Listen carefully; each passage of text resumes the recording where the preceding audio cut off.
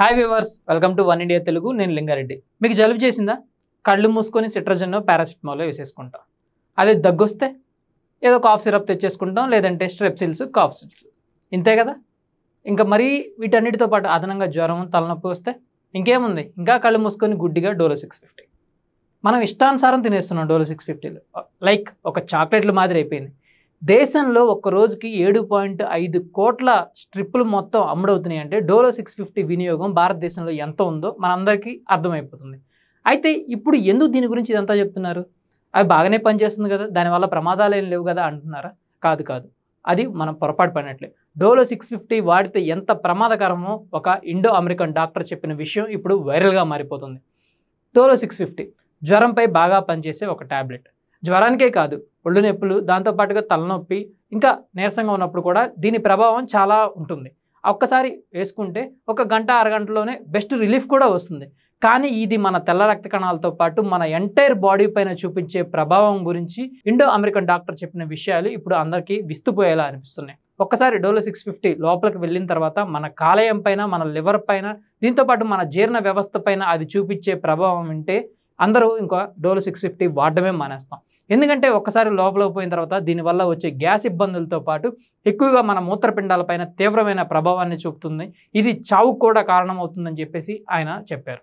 అయితే దీంతో పాటుగానే డోలో 650ని అసలు ఎవరు ఇంతలా ప్రజల మైండ్లో రుద్దారనే దానిపైన కూడా సర్వేలు జరుగుతున్నాయి. ఎందుకంటే మారుమూల ప్రాంతాలకు వెళ్ళినా కూడా భారతదేశంలో ఎక్కడైనా డోలో 650 చాలా ఈజీగా దొరుకుతుంది. ₹2 నుంచి ₹5 మధ్యలో దీన్ని వివిధ ప్రాంతాల్లో అమ్ముతూ ఉంటారు.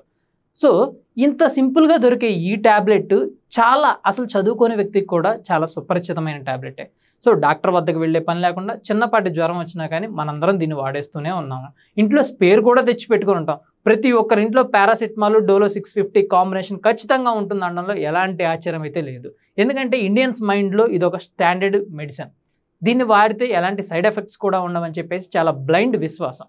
కానీ దీనివల్ల వచ్చే సైడ్ ఎఫెక్ట్స్ వల్ల ప్రాణహాని తప్పదంటున్నారు డాక్టర్లు. ఇది వాడడం ఇప్పుడు మంచిదైనా కానీ రానున్న రోజుల్లో సుదీర్ఘకాలం పాటు వచ్చే సమస్యలని ఇది అధిగమించలేదు అని చెప్పి వాళ్ళు స్పష్టంగా చెప్తున్నారు.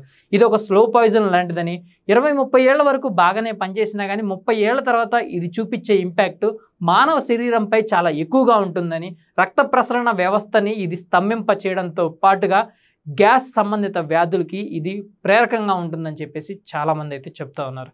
సో డోలో 650ని వాడాలా, దీనికంటే సప్లిమెంటరీలు ఏమన్నా వాడాలా అంటే దానికి కూడా సమాధానాలు లేవు. ఎందుకంటే డాక్టర్ ప్రిస్క్రిప్షన్ లేకుండా ఎలాంటి ట్యాబ్లెట్ ఇవ్వకూడదు అనేది ఇండియాలో ఒక రూల్. కానీ డాక్టర్ ప్రిస్క్రిప్షన్తో సంబంధం లేకుండానే ఇండియాలో 90% మెడిసిన్ సేల్ అవుతూనే ఉంటుంది. డాక్టర్ ప్రిస్క్రిప్షన్ మనం ఎప్పుడు తీసుకుంటాం? ఏదైనా హాస్పిటల్లో మనం ట్రీట్మెంట్ పొందితే ఆ ట్రీట్మెంట్కి సంబంధించి వారు ఇచ్చిన మెడిసిన్ని వారి హాస్పిటల్లోనే ఒక 10 రోజులకి, మహా పెద్ద రోగం అయితే ఇంకా 4 రోజుల పాటు కొనుగోలు చేస్తాం. దాని తర్వాత చిన్నగా మెడిసిన్ తగ్గించుకుంటూ వస్తాం. దాని తర్వాత పూర్తిగా మెడిసిన్ వినియోగాన్ని ఆపేస్తాం.